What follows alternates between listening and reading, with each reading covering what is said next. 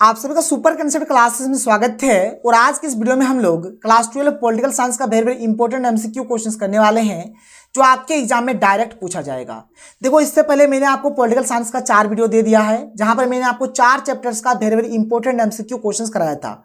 और ये जो हमारा आज का वीडियो है, इस वीडियो में यहाँ पर मैं आपको 3 चैप्टर्स का एमसीक्यू क्वेश्चंस दूंगा। मतलब इसी वीडियो में हमारा 3 चैप्टर रहेगा। कौन कौन सा? तो पहला रहेगा हमारा समकालीन विश्व में सुरक्षा, दूसरा रहेगा पर्यावरण और प्राकृतिक संसाधन, और तीसरा रहेगा वैश्वीकरण। यानी तीनों चैप्टर्स के कंप्लीट एमसीक्यू क्वेश्चंस को हम लोग यहाँ पर देखेंगे। और यहाँ पर क्या होता है, देखो, हमारा पहले का 4 चैप्टर और हमारा अब का 3 चैप्टर, यानी टोटल मिलाकर 7 चैप्टर खत्म हो जाता है। और आपका जो पॉलिटिकल साइंस का जो आपका फर्स्ट बुक है उसमें बस आपको 7 चैप्टर से पढ़ने हैं। तो 7 चैप्टर से यानी कि आपका फर्स्ट बुक खत्म हो जाता है। और अभी तक मैंने आपको जितना भी वीडियो दिया है, आप लोग हर एक वीडियो को देख लो। और हर एक वीडियो का जो आपको लिंक है, हर एक वीडियो के डिस्क्रिप्शन बॉक्स में आपको मिल जाएगा। मतलब प्लेलिस्ट का लिंक मिलेगा, वहां पे जाके आप लोग हर एक को देख लो। तो चलो शुरू करते हैं, एक एक करके यहाँ पर हम लोग देखेंगे। तो हमारे पास जो सबसे पहला यहाँ पर चैप्टर है, चैप्टर का नाम है समकालीन विश्व में सुरक्षा। सबसे पहले हम लोग इसी चैप्टर के क्वेश्चंस को देखते हैं। यानी सबसे पहले हम लोग समकालीन विश्व में सुरक्षा चैप्टर में जितने भी क्वेश्चंस है, हर एक क्वेश्चंस को सबसे पहले हम लोग देख लेते हैं। देखो, पहला क्या है कि एनपीटी से आप क्या समझते हैं? तो एनपीटी माने होता है न्यूक्लियर नॉन प्रोलिफरेशन ट्रीटी, यानी कि परमाणु अप्रसार संधि। इसका मतलब क्या हो गया? परमाणु अप्रसार संधि। आगे देखो, एबीएम, एबीएम माने होता है एंटी बैलिस्टिक मिसाइल संधि। बीडब्ल्यूसी, बीडब्ल्यूसी माने होता है बायोलॉजिकल वेपन्स कन्वेंशन, ठीक है, कन्वेंशन यानी कि जैविक हथियार संधि। सीडब्ल्यूसी माने क्या होता है? केमिकल वेपन्स कन्वेंशन, यानी कि रासायनिक हथियार संधि। देखो, ये जो बीडब्ल्यूसी है, इस पर जो हस्ताक्षर हुआ है 1972 में हुआ है, और सीडब्ल्यूसी पर हुआ है 1992 में। ये सब याद रखना। अमेरिका पर आतंकवादी हमला कब हुआ और किसने किया? तो अमेरिका पर आतंकवादी हमला हुआ है आपका 11 सितंबर 2001 को। और किसने किया था? तो अलकायदा संगठन ने, अलकायदा संगठन ने। इसको हम लोग 9/11 का घटना भी बोलते हैं। 11 मतलब ये 11 हो गया, और 9 माने ये सितंबर हो गया, यानी 11 सितंबर को ये घटना हमारा हुआ था। आगे देखो, ये उतना इंपॉर्टेंट नहीं है, ये करने का जरूरत नहीं है। 2003 तक पूरी दुनिया में कितने लोग एचआईवी एड्स से संक्रमित हो चुके हैं? तो लगभग 4 करोड़ के आसपास। पूरे वर्ल्ड का बात करें तो लगभग 4 करोड़ के आसपास। एड्स से सर्वाधिक प्रभावित महाद्वीप है, सबसे ज्यादा इफेक्ट किस महाद्वीप में हुआ है? तो अफ्रीका में। 1990 के दशक में ब्रिटेन में फैली महामारी क्या है? तो मैड काउ। 1994 में रवांडा की तुत्सी जनजाति के अस्तित्व को खतरा हो गया था, किससे? तो एचआईवी एड्स के कारण। पाकिस्तान ने भारत पर आक्रमण किया, कब किया था? 1948 को भी, 1965 को भी, 1971 को भी, 1999 को भी, लेकिन पाकिस्तान कभी भी भारत से जीता नहीं है। और चीन ने भारत पर आक्रमण किया कब? 1962। ये कुछ नहीं है, ठीक है, 1962 को, 1962 हो जाएगा इसका आंसर, 1962। और देखो आगे क्या है, आगे देखो, भारत ने पहला परमाणु परीक्षण किया, कहां किया था? तो राजस्थान के पोखरण में किया था 1974 में। एक मूवी है परमाणु मूवी, अगर आप नहीं देखे हैं तो कभी देख लेना, अभी नहीं, एग्जाम के बाद देख लेना। जॉन अब्राहम का है, बहुत अच्छा धाकड़ वाला मूवी है, मजा आ जाएगा, देख लेना, रियल स्टोरी है। तो 1974 में पहला परमाणु परीक्षण किया गया है राजस्थान के पोखरण में। अब देखो अगला है कि जापान में किन शहरों पर परमाणु बम गिराए गए थे? तो जापान के 2 शहर, एक आपका हिरोशिमा, दूसरा आपका नागासाकी। ये 2 शहरों पर अमेरिका ने परमाणु बम गिराया था। एक परमाणु बम गिराया गया था, एक परमाणु बम गिराया गया था आपका 6 अगस्त 1945 को, और एक गिराया गया था 9 अगस्त 1945 को, ठीक है। आगे है कि व्यापक परमाणु परीक्षण प्रतिबंध संधि कब हुई? तो ये आपका 1996 में हुआ है। कब हुआ है भाई? 1996। इस चीज को जान लो, 1996। एनपीटी का पूरा नाम परमाणु अप्रसार संधि। एनपीटी पर वर्ष 1968 में हस्ताक्षर किया गया था, और यह वर्ष 1970 से परिवर्तित हुआ। परमाणु अप्रसार संधि 1968 पर हस्ताक्षर करने वाले किन्हीं 4 देशों के नाम लिखिए? तो संयुक्त राज्य अमेरिका, रूस, ब्रिटेन और ईरान, ठीक है। ऑपरेशन इनफाइनाइट रिच किस अमेरिकन राष्ट्रपति के आदेश से किया गया था? तो bill Clinton. Operation infinite rich किससे संबंधित है? तो ये आपका बिल क्लिंटन के आदेश से वर्ष 1998 में किया गया था। यह अफगानिस्तान में आतंकवादियों के विरुद्ध की गई कार्रवाई थी। मतलब ये जो ऑपरेशन इनफाइनाइट रिच है, इसको अमेरिका ने मतलब इसको लॉन्च किया था, मतलब इस पर कार्रवाई कौन किया था? अमेरिका ने किया था। अमेरिका ने किया था कब? 1998 में, 1998 में। और अमेरिकन राष्ट्रपति बिल क्लिंटन के आदेश पर यह किया गया था। और यह अफगानिस्तान में जो आतंकवादी जो थे ना, जो टेररिस्ट थे, उनके खिलाफ ये किया गया था। अब देखो ये जो क्वेश्चन है अच्छा है कि 2016 में पूछा गया क्वेश्चन भी है। ये जो सैनिक धमकी से ये जो सुरक्षा है ये हमारे परंपरागत सुरक्षा में आते हैं, और महामारी से ये जो सुरक्षा है ये हमारा अपरंपरागत सुरक्षा में आता है। इस चीज को जान ले आप। आगे देखो, वर्साई की संधि कब हुआ है? तो 1919 में। जर्मनी ने 28 जून 1919 के दिन वर्साई की संधि पर हस्ताक्षर किए। जर्मनी ने वर्साई की संधि पर हस्ताक्षर कब किए? तो 28 जून 1919 को। अब देखो क्वेश्चन, संयुक्त राष्ट्र संघ के चार्टर में किस व्यवस्था को स्थान दिया गया है? तो सामूहिक सुरक्षा। किसको दिया गया? सामूहिक सुरक्षा। सामूहिक सुरक्षा का मतलब ये हो गया कि इसमें जितने, इस ग्रुप में जितने भी मतलब देश शामिल होंगे, जितने भी देश शामिल होंगे, किसी भी अगर एक देश के ऊपर अगर आक्रमण होता है तो सारा देश ये सोचेगा कि ये जो आक्रमण है ये हमारे ऊपर हो रहा है और सब कोई मिलकर इसका सामना करेंगे। ठीक है, ये हुआ हमारा सामूहिक सुरक्षा, मतलब ये ग्रुप में होगा। 1950 में संयुक्त राष्ट्र संघ की महासभा ने किस नई व्यवस्था को जन्म दिया? तो शांति स्थापना। क्या हो जाएगा? शांति स्थापना हो जाएगा। शांति स्थापना हो गया। दो महाशक्तियों की भूमिका ने कौन सी स्थिति पैदा की जिससे तीसरा महायुद्ध घटित न हो सका? तो इससे आतंक का संतुलन, आतंक का संतुलन, जिसके कारण तीसरा विश्व युद्ध नहीं हुआ। किस संधि ने परमाणु परीक्षणों को पूर्णतः वर्जित किया है? तो ये हो जाएगा व्यापक परीक्षण प्रतिबंध संधि, यानी कि सीटीबीटी। ठीक है, सीटीबीटी। देखो क्या व्यापक परमाणु परीक्षण प्रतिबंध संधि सीटीबीटी को ही कंप्रेहेंसिव टेस्ट बैन ट्रीटी कहा जाता है। यह एक ऐसा समझौता है जिसके जरिए परमाणु परीक्षणों को प्रतिबंधित किया गया है। यह संधि 24 सितंबर 1996 को अस्तित्व में आई। ये हो जाएगा। आगे देखो, संयुक्त राष्ट्र संघ के तत्वाधान में निःसशक्तिकरण आयोग कब बना? यानी कि यूएनओ निःसशक्तिकरण आयोग कब बना बताना है।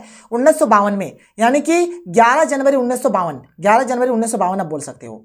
नक्षत्र युद्ध कार्यक्रम किस देश ने बनाया? तो संयुक्त राज्य अमेरिका ने ही बनाया है। कोरिया की लड़ाई रोकने हेतु संयुक्त राष्ट्र संघ को सुरक्षा परिषद ने किस व्यवस्था का आह्वान किया? तो सामूहिक सुरक्षा। सामूहिक सुरक्षा हो जाएगा। शांति स्थापना के कार्यों की देखरेख किस अधिकारी के अधीन है? तो ये महासचिव के अधीन है, महासचिव हो जाएगा। शांति निर्माण की विधि का प्रयोग सबसे पहले कहां हुआ? तो कांगो के गृह युद्ध में हुआ था। किसमें किसी एक राष्ट्र पर हुआ हमला सभी राष्ट्रों पर आक्रमण समझते हुए सामना किया जाता है? अभी मैंने बताया सामूहिक सुरक्षा इसको बोलेंगे। विश्व में सबसे अधिक सशस्त्र संघर्ष कहां होते हैं? तो अफ्रीका के सहारा मरुस्थल के दक्षिणावर्ती देशों में होते हैं। निम्नलिखित में कौन नाटो का सदस्य नहीं है? तो भारत। भारत नाटो, सीटो, सेंटो किसी का ये सदस्य नहीं है। तेरा का सही उत्तर यहाँ पर ऑप्शन नंबर 2 हो जाएगा। विश्व एड्स दिवस कब मनाया जाता है? तो 1 दिसंबर। 1 दिसंबर को यहाँ पर विश्व एड्स दिवस मनाया जाता है। विश्व में शांति बनाए रखने का दायित्व किस पर है? तो सुरक्षा परिषद। सुरक्षा परिषद का काम यही है कि पूरे विश्व में क्या करे? शांति बनाए रखे। वैश्विक ताप वृद्धि की सुरक्षा का मामला है तो ये सामूहिक सुरक्षा, क्योंकि इससे सबको इफेक्ट होगा। सीटीबीटी प्रस्ताव संयुक्त राष्ट्र संघ द्वारा कब स्वीकारा गया, कब एक्सेप्ट किया गया? तो 1996, यानी कि 10 सितंबर 1996 को। भारत द्वारा दूसरा सफल परमाणु परीक्षण कब किया गया? तो 1974 को। कब किया गया है? 1974 को किया गया है। तो देखो इसके बाद हमारा दूसरा चैप्टर स्टार्ट होता है, अगला चैप्टर स्टार्ट होता है जिसका नाम है पर्यावरण एवं प्राकृतिक संसाधन। तो चलो हम लोग इसको देख लेते हैं कि पर्यावरण एवं प्राकृतिक संसाधन में हमारे यहाँ पर कैसे कैसे क्वेश्चंस दिए हुए हैं। तो पहला है कि पर्यावरण की सुरक्षा के लिए सबसे पहला अंतर्राष्ट्रीय सम्मेलन कहाँ हुआ? तो ये स्टॉकहोम में हुआ है, जो कि स्वीडन में है। साझी त्रासदी का सूत्र किसने दिया? तो गैरेट हार्डिन ने दिया है। मेधा पाटकर का नाम किस आंदोलन से जुड़ा हुआ है? तो इसका नाम जुड़ा हुआ है नर्मदा बचाओ आंदोलन से। किससे? नर्मदा बचाओ आंदोलन। नर्मदा बचाओ आंदोलन के संस्थापक कौन है? मेधा पाटकर, याद रखना। आगे देखो, किस कमेटी की रिपोर्ट पर भारत सरकार ने पर्यावरण विभाग स्थापित किया? तो तिवारी कमेटी। नारायण दत्त तिवारी की अध्यक्षता में कमेटी गठित की गई, जिसकी सिफारिश के आधार पर 1980 में भारत के पर्यावरण विभाग की स्थापना की गई। पर्यावरण और विकास पर विश्व आयोग की रिपोर्ट का क्या शीर्षक है? तो इसका शीर्षक है हमारा साझा भविष्य। सामाजिक सुरक्षा उपकरण या नक्षत्र युद्ध कार्यक्रम किस देश ने बनाया? अभी बताया गया, संयुक्त राज्य अमेरिका। 1992 का पृथ्वी शिखर सम्मेलन हुआ, जिसका आयोजन किसने किया था? तो संयुक्त राष्ट्र संघ ने किया था। वैश्विक ताप वृद्धि ग्लोबल वार्मिंग से किस देश को सबसे अधिक खतरा है? तो मालदीव। सबसे अधिक खतरा किसको है? मालदीव को है। 1992 में किस शहर में पृथ्वी सम्मेलन हुआ था? तो रियो डी जेनेरियो में हुआ था। ग्रीन हाउस गैस से संबंधित है, तो ये वैश्विक ताप वृद्धि से ये संबंधित है। ओजोन परत में हो रही तीव्र क्षय के कारण कौन सी किरण पृथ्वी के वातावरण को नुकसान पहुंचा रही है? तो अल्ट्रावायलेट रे, यानी कि यूवी रे। ठीक है, यूवी रे, अल्ट्रावायलेट रे क्या कर रहे हैं? यहाँ पर नुकसान पहुंचा रहे हैं। आगे देखो, पहला पर्यावरण शिखर सम्मेलन कहाँ हुआ था? तो ये कोयोटो में हुआ था। कहाँ? कोयोटो में। भारत ने 1992 के रियो डी जेनेरो तथा 1997 के कोयोटो सम्मेलन में भी भाग लिया था। बच्चों के अधिकारों के लिए कौन सा अंतर्राष्ट्रीय संगठन है? तो यूनिसेफ है, बच्चों के लिए यूनिसेफ है। विश्व पर्यावरण दिवस हम लोग कब मनाते हैं? 5 जून को मनाते हैं। 5 जून को। ये क्वेश्चन 2019 में पूछा गया भी है। निम्नलिखित में से कौन एक पर्यावरणविद नहीं है? भाई अरविंद केजरीवाल। अरविंद केजरीवाल क्या है? एक नेता है, आम आदमी पार्टी का एक नेता है, बस। विश्व महिला दिवस कब मनाया जाता है? तो 8 मार्च। 8 मार्च को विश्व महिला दिवस मनाया जाता है। क्योटो प्रोटोकॉल सम्मेलन कब और किस देश में हुआ? तो ये जापान में हुआ था 1997 को। और भारत इस पर हस्ताक्षर कब करता है? तो 2002 पर। भारत 2002 पर इस पर हस्ताक्षर करता है। भारत में ऊर्जा संरक्षण अधिनियम कब पारित हुआ? तो 2001 में। कब पारित हुआ? तो 2001 में। 1992 में पर्यावरण से संबंधित कौन सा शिखर सम्मेलन हुआ था? तो पृथ्वी सम्मेलन हुआ था। रियो सम्मेलन की सिफारिशों को किस नाम से पुकारा जाता है? तो रियो सम्मेलन की सिफारिशों को एजेंडा 21 के नाम से भी जाना जाता है। इसको एजेंडा 21 भी बोला जाता है, याद रखना। वैश्विक तापवृद्धि में भूमिका निभाने वाली प्रमुख गैसें कौन सी है? तो कार्बन डाइऑक्साइड, मीथेन और क्लोरोफ्लोरोकार्बन यानी कि CFC। अंटार्कटिका के ऊपर ओजोन परत पर छेद की खोज कब हुई? तो 1980 के दशक के मध्य में हुआ है। भारत में वन संपदा एवं वृक्षों के हितों में कौन सा आंदोलन चलाया गया है? तो चिपको आंदोलन चलाया गया है। भारत में बांध विरोधी तथा पर्यावरण बचाव संबंधी कौन सा आंदोलन चलाया गया? तो नर्मदा आंदोलन हो जाएगा। चिपको आंदोलन के मुख्य उद्देश्य को उजागर कीजिए। तो चिपको आंदोलन का मुख्य उद्देश्य वनों के कटाव को रोकना है। भारत में ऊर्जा संरक्षण अधिनियम कब पारित हुआ? तो 2001 में। पर्यावरण की सुरक्षा के लिए सबसे पहला अंतर्राष्ट्रीय सम्मेलन जून 1972 में स्वीडन के नगर स्टॉकहोम में हुआ, जिसमें 113 देशों ने भाग लिया। ये इंपॉर्टेंट पॉइंट है, इसको आप नोट कर लो, आगे देख लो। आगे हमारे पास क्या है कि 28 अक्टूबर 1982 को संयुक्त राष्ट्र की महासभा ने प्रकृति हेतु विश्व घोषणा पत्र यानी कि वर्ल्ड चार्टर फॉर नेचर अपनाया, जिसमें कहा गया है कि प्रकृति का सम्मान किया जाएगा तथा उसकी अनिवार्य प्रक्रियाओं को क्षति नहीं पहुंचाई जाएगी। ये हो जाए, इस पॉइंट को आप देख लो।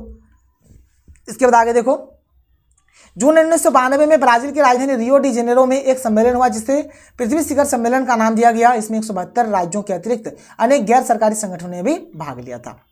खैर ये सब उतना इंपॉर्टेंट नहीं है, इतना इंपॉर्टेंट नहीं है, छोड़ दो।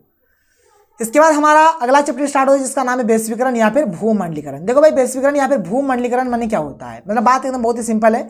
जैसे मान के चलो, भारत की जो कंपनियां हैं वो विदेशों में जाकर व्यापार करेंगे, और जो विदेश की जो कंपनियां हैं वो आकर भारत में व्यापार करेंगे। पहले तो फैक्ट्री, भारत की कंपनियां का जो फैक्ट्री है वो पहले विदेश में लगाएंगे और फिर वहां पर व्यापार करेंगे। विदेशी कंपनी जो है वो अपना फैक्ट्री भारत में लगाएंगे और यहाँ पर व्यापार करेंगे। तो इसी को बोला जाता है वैश्वीकरण या फिर भूमंडलीकरण। याद रहेगा, कोई दिक्कत नहीं है। आगे चलो, कौन भूमंडलीकरण का आलोचक नहीं है? तो मनमोहन सिंह। ये तो भाई एक नेता है ना, इसलिए नहीं होंगे।